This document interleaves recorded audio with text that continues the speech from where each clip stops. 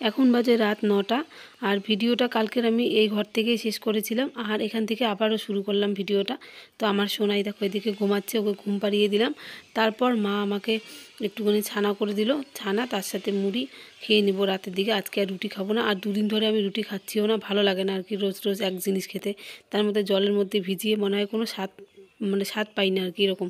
তো মুড়ি দিয়ে খাই। তো তারপর এই যে এদিকে দেখতে পাচ্ছ এখন কিন্তু বাজে 12টারও বেশি। আর এদিকে মাকে দেখো নাতনিকে কোলে নিয়ে বসে আছে, কারণ আমার সোনাই বারবার করে হেঁচকি দিচ্ছে আর বমি করছে, ঘুমাতেও চাইছে না, কান্নাকাটি করছে। কি অসুবিধা হচ্ছে কিছুই তো বুঝতে পারছি না, তাই কোলে নিয়ে বসে আছে। এই যে দেখতে পাচ্ছ মশারি টশারি টাঙানো শেষ। তো আমরা এদিকে যে বসে আছি মা আর হচ্ছে আমি দুজনে।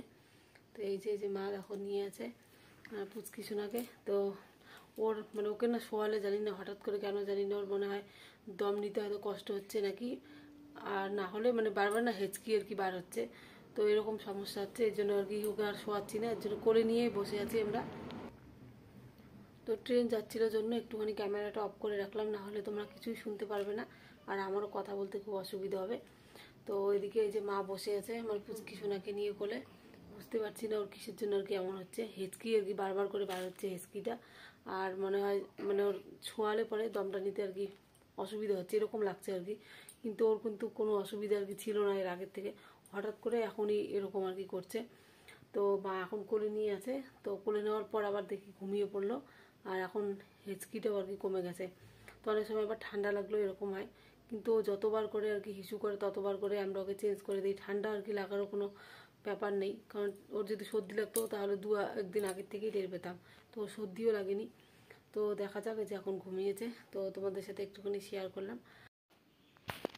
তো বন্ধুরা আজকের ভিডিওটা আমি বেশি বড় করব না, মানে কালকে আবার তোমাদের সাথে অর্ধেক ভিডিওটা আমি শেয়ার করব, কি হলো না হলো কালকের ভিডিওতে তোমরা জানতে পারবে। তো চলো আবার সকাল থেকে আমি কিন্তু ভিডিওটা শুরু করেছি। তো এখানে দুদিনের ব্লগ আছে, তোমাদেরকে বলে দিলাম। তো তোমরা ভিডিওটা দেখতে থাকো।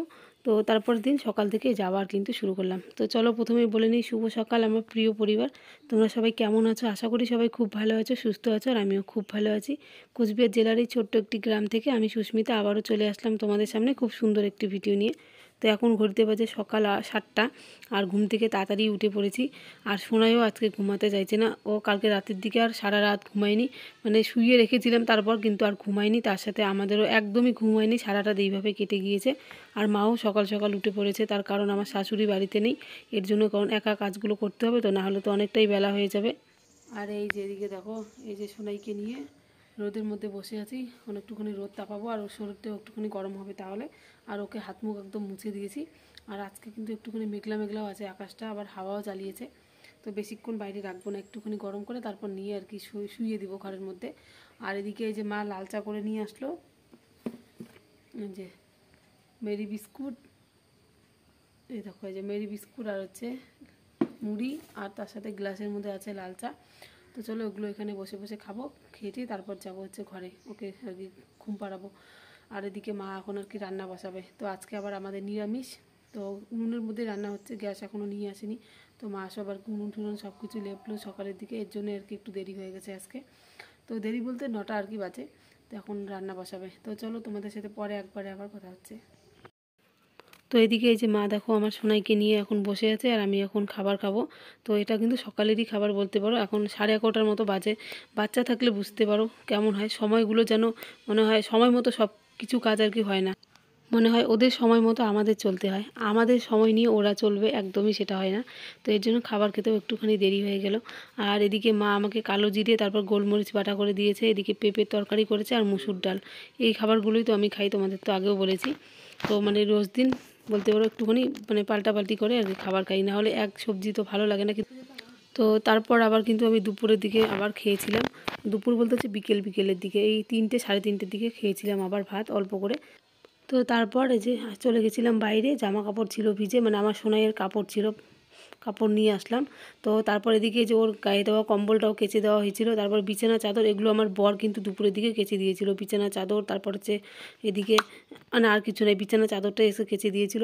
তার কারণ হচ্ছে মানে ও বিছানার মধ্যে সকালের দিকে একদম পটি করে দিয়েছে, কিন্তু ওই চাদর তো আর রাখা যাবে না।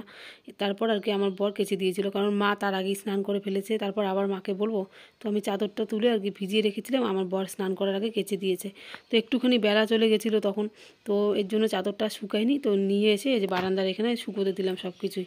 আর এদিকে আমার বর কিন্তু ঘুমিয়েছিল, এখন যে ও উঠলো আর কি বিকেলের দিকে, উঠে এখন গাছের লঙ্কা ছিঁড়ছে। আর এদিকে আরেকজন কথা বলছিল, তো ওর সাথে আর কি কথা বলছিল।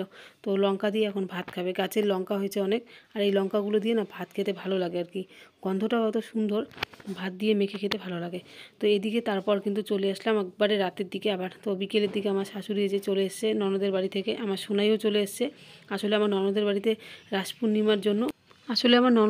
রাস পূর্ণিমার জন্য একটুখানি কীর্তন দিয়েছে বাড়িতে, এর জন্যই আর কি মা গেছে। তো চলো, এই যে আজকের ভিডিওটা বেশি বড় করলাম না, এখানেই শেষ করলাম। কেমন লাগলো অবশ্যই জানিও কমেন্টে, আর পারলে আমার চ্যানেলটিকে সাবস্ক্রাইব